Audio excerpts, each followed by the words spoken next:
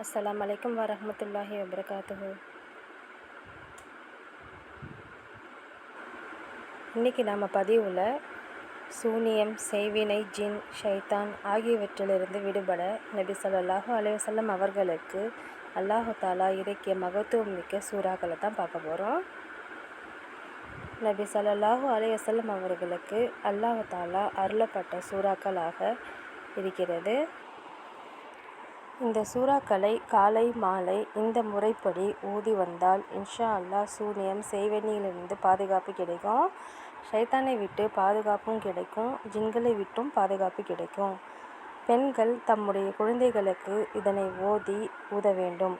ஒவ்வொருவரும் தம்மேல் ஊதிக்கொள்ள வேண்டும். நபி ஸல்லல்லாஹு அலைஹி வஸல்லம் அவர்களுக்கு எதிரிகள் செய்வினை செய்தார்கள். அல்லாஹு தாலா அந்த செய்வினையை விட்டு நிவாரணம் பெறுவதற்காக இந்த இரு சூறாக்களை இறக்கினான். முதலாவதாக ஸலவாத் 11 முறை ஓதிக்கொள்ள வேண்டும். அதன் பிறகு குல் அவுது பிரப்பில் ஃபலக் சூறாவை 11 முறை, பிறகு குல் அவுது பிரப்பின் நாஸ் சூறாவை 11 முறை ஓதிய பிறகு ஸலவாத் 11 முறை ஓதிக்கொள்ள வேண்டும். எப்பொழுதுமே ஒரு துவாவை நாம் நியத் வைத்து ஓதும்போது முன்னும் பின்னும் ஸலவாத் ஓதிக்கொள்வது மிக அவசியமாகும். ஒவ்வொரு ஃபர்லான தொழுகைக்கு பிறகு ஓதி வந்தால் நல்ல பலன்கள் கிடைக்கும்.